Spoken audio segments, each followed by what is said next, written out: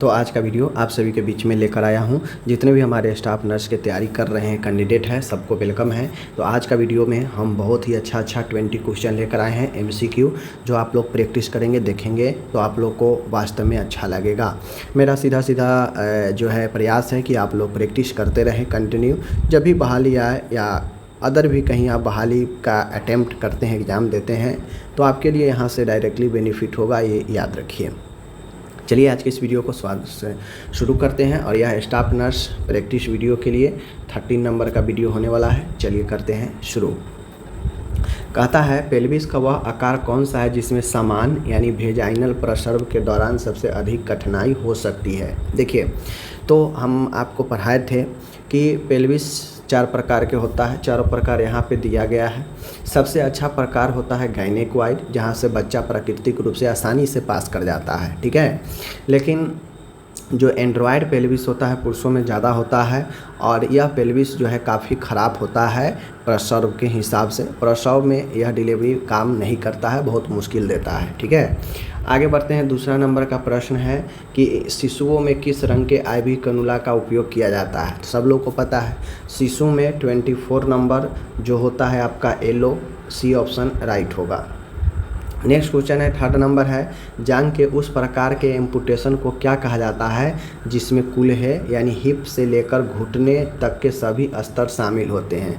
कहने का मतलब है कि जांघ के उस प्रकार के एम्पुटेशन का प्रकार पूछ रहा है। तो एम्पुटेशन आप लोगों को पता होना चाहिए कि शरीर का कोई भी हिस्सा जो हटा दिया जाता है, काट के तो अलग कर दिया जाता है, उसे एम्पुटेशन कहते हैं, ठीक है। तो एम्पुटेशन का प्रकार पूछ रहा है जिसमें हिप से लेकर घुटने तक के सभी स्तर शामिल, यानी कूल्हे से लेकर घुटने तक सब हटा दिया गया, पूर्ण रूप से जांघ को हटा दिया गया, तो इसे किस प्रकार का एम्पुटेशन कहेंगे। तो चूँकि यह फीमोरल वाला पार्ट है, जांघ वाला, तो इसीलिए हम इसे ट्रांसफीमोरल एम्पुटेशन बोलते हैं, ऑप्शन नंबर ए, ठीक है। आगे क्वेश्चन है 4था, पैरासीटामोल का मुख्य चिकित्सीय उपयोग क्या है। तो पैरासीटामोल का मुख्य चिकित्सीय उपचार जो है वह है दर्द से राहत देना। क्या चीज़? दर्द से राहत देना। नेक्स्ट क्वेश्चन है माय डियर, यहाँ पे देख सकते हैं, सर्जरी के दौरान गलती से रोगी के शरीर में रह गए सर्जिकल स्पंज या गॉज के कारण उत्पन्न जटिलता को क्या कहा जाता है। हमसे पूछ रहा है कि भाई सर्जरी हुआ, अब सर्जरी के दौरान बहुत सारे ब्लड से लगे गॉज, कॉटन, ठीक है, स्पंज, ये सब होते हैं। मान गए कोई कारण से भूलवश उसमें से कोई स्पंज जो है बॉडी के अंदर, सर्जरी के अंदर रह गया और उसे स्टिच कर दिए, तो इससे क्या कॉम्प्लिकेशन उत्पन्न होगा। तो इससे यही होता है गॉसिपिबोमा, गॉसिपिबोमा होता है, ठीक है, ऑप्शन नंबर बी। आगे बढ़ता हूँ। 7वां नंबर का क्वेश्चन है, वयस्क रोगी में इंडोट्रेकियल ट्यूब सक्शन करते समय कितना सक्शन प्रेशर लगाया जाता है। एक वयस्क रोगी है, उसमें ईटी ट्यूब लगा हुआ है, हमें उसे साफ करना है, सक्शन करना है, तो उसके लिए हम जो सक्शन चालू करते हैं मशीन, कितना प्रेशर पर हम लोग रखते हैं। तो बेसिकली हम लोग 100 से 120 mmHg रखते हैं, ठीक है। आगे क्वेश्चन है, यहाँ पे देख सकते हैं, उपयोग की गई एनजी ट्यूब को किस रंग के बायोमेडिकल वेस्ट में फेंकना चाहिए। यानी एनजी ट्यूब जिसका हम लोग उपयोग किए हैं, उस ट्यूब को किस प्रकार के बायोमेडिकल कचरा में फेंकेंगे। तो ऑप्शन नंबर होता है लाल, जो प्लास्टिक वगैरह होता है वो सब लाल में जाता है, ठीक है। 9वां नंबर का क्वेश्चन है, दवा से होने वाले एलर्जी की जांच के लिए इंट्राडर्मल मार्ग उपयोग क्यों किया जाता है। तो भाई हम इंट्राडर्मल मार्ग का उपयोग इसीलिए करते हैं ताकि यह दवा देना आसान होता है, ठीक है। इंट्राडर्मल में आसानी से यह जो है आपको क्या करता है, आसानी से आपको पता चल जाता है, ठीक है ना, याद रखिएगा। या फिर मैं बता दूं कि इंट्राडर्मल, इसका सबसे perfect answer option number A होगा। हम इंट्राडर्मल इसीलिए चेक करते हैं, जांच करते हैं, ताकि दवा का धीरे धीरे अवशोषण होता है, और धीरे धीरे अवशोषण होने से बॉडी कैसा रिएक्ट कर रहा है इससे हमें पता चल जाता है, ठीक है ना। 10वां क्वेश्चन है माय डियर कि निम्नलिखित में से किस वैक्सीन को फ्रीज नहीं करना चाहिए, तथा अगर फ्रीज हो जाता है तो उसे हम जो है वो क्या होता है, बेकार हो जाता है। कौन सा? तो वो है डीपीटी। फ्रीज नहीं करना चाहिए, अगर फ्रीज हो जाता है तो उसे डिस्कार्ड कर देना चाहिए, हटा देना चाहिए। यह वैक्सीन होता है डीपीटी, ठीक है। आगे क्वेश्चन है मर्फिन साइन, मैं पढ़ा चुका हूँ। मर्फी साइन जो होता है वह किस रोग में पाया जाता है? तो मर्फी साइन जो होता है एक्यूट कोलिसिस्टाइटिस में पाया जाता है। ठीक है, एक्यूट कोलिसिस्टाइटिस में पाया जाता है। 12 नंबर का क्वेश्चन है सर्जरी से पहले रोगी को नेल पॉलिश हटाने के लिए क्यों कहा जाता है? सर्जरी होने से पहले मरीज को अगर नेल पॉलिश लगा है नाखून पर तो उसे हटाने के लिए इसीलिए कहते हैं ताकि उंगलियों के जो क्लबिंग है वह अच्छे से दिखे और जो साइनोसिस होता है, जो ऑक्सीजन का पता है लेवल है, वो पता चलता है नाखून से भी।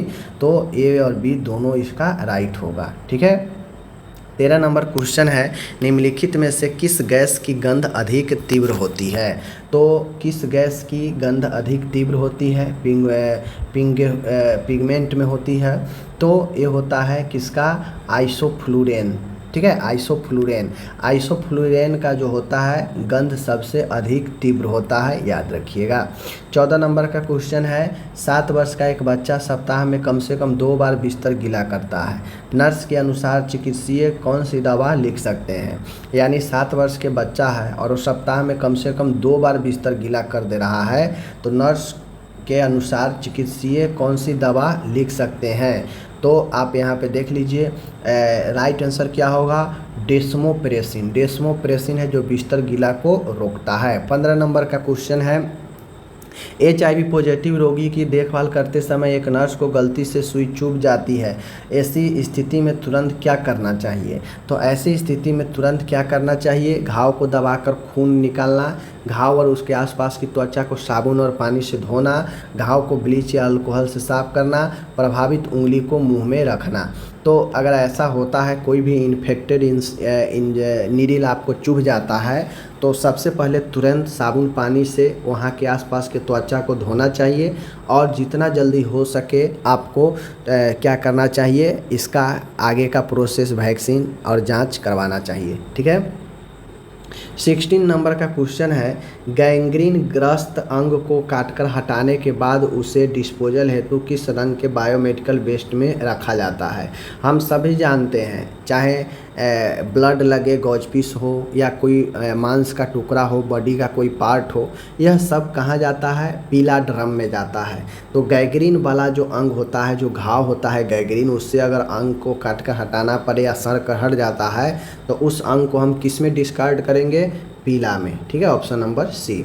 आगे मैं बढ़ता हूँ। 17 नंबर है कि एग्रो, देख लीजिए, एर्गोमेट्रिन। एर्गोमेट्रिन का मुख्य उपयोग मुख्यतः किस स्थिति के उपचार में किया जाता है? एर्गोमेट्रिन का मुख्य रूप से जो उपचार किया जाता है वह आपका PPH में किया जाता है। ठीक है, तो एर्गोमेट्रिन का उपयोग मुख्य रूप से जो है PPH में किया जाता है। आगे है यहाँ पे जैक्सन प्रैट ड्रेन का उपयोग निम्न में से किस सर्जरी में समानता नहीं किया जाता है? देखिए 4 ऑप्शन है, हमसे पूछ रहा है जैक्सन प्रैट का इस्तेमाल, ये जैक्सन प्रैट ड्रेन है। ठीक है, ड्रेन है, इसका उपयोग किस सर्जरी में नहीं किया जा सकता है? 4 ऑप्शन है, थोरेसिक सर्जरी, सिर और गर्दन की सर्जरी, पेट की सर्जरी, ब्रेस्ट रिडक्शन एवं ब्रेस्ट रिकंस्ट्रक्शन सर्जरी।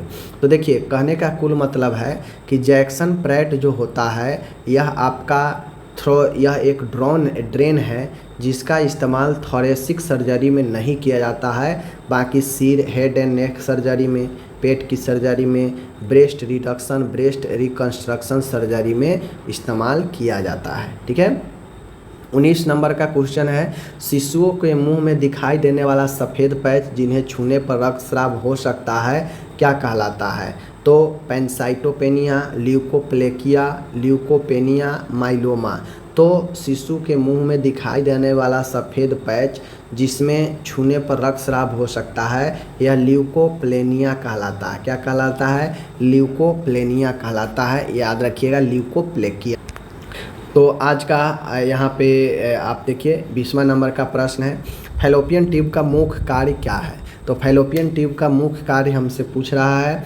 तो देखिए फैलोपियन ट्यूब का मेन काम है आपका निषेचन करना, इम्प्लांट का काम है यूट्रस का, शुक्राणु निर्माण का काम है टेस्टिज का, अंडाणु निर्माण का काम है ओवरीज का। ठीक है, तो इसको ध्यान में रखिएगा।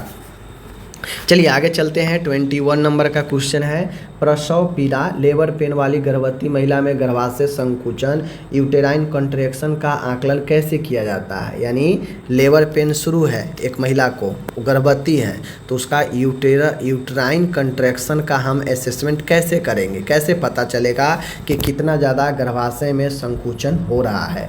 तो ये पता चलता है, हम महिला से पूछेंगे नहीं, पेट पर हाथ रख के पता नहीं चलेगा, लियोपोल्ड्स मैनूवर द्वारा गलत है। तो राइट आंसर पार्टोग्राफ का उपयोग करके हम जो है यूटेराइन कॉन्ट्रैक्शन देखते हैं। 22 नंबर का क्वेश्चन है, सामान्य सीपीवी सेंट्रल वेनस प्रेशर कितना होता है। देखिए नॉर्मल अगर कहेगा तो नॉर्मल वैसे 4 से लेकर 12 के आसपास होता है, ठीक है, लेकिन यहाँ पे कोई ऑप्शन वैसा है नहीं। तो राइट आंसर जो होगा वह अपना 2 से 6 होगा, mmHg इसका राइट होगा, ठीक है। यहाँ पे अब एक नेक्स्ट क्वेश्चन है, 23 नंबर का क्वेश्चन है कि RBS का समय से पहले नष्ट होना, ठीक है, pre mature destruction of RBC निम्नलिखित में से किस स्थिति में देखा जाता है। तो सिकल सेल एनीमिया में, G6PD की कमी, systematic lupus erythematosus, Guillain Barre syndrome. तो सिकल सेल एनीमिया में काफ़ी ज़्यादा RBS बनता है और जल्दी से नष्ट भी होता है। तो ऑप्शन नंबर ए इसका राइट होगा, ठीक है। तो आज का यहाँ पे क्वेश्चन 22 हम लोग क्वेश्चन लेकर आए हैं। बहुत ही अच्छा क्वेश्चन था, जिसमें आप लोग कुछ क्वेश्चन पहले का भी देखे होंगे। ओके, तो चलिए मिलते हैं आपसे नेक्स्ट वीडियो के साथ। अपना ख्याल रखिएगा, धन्यवाद।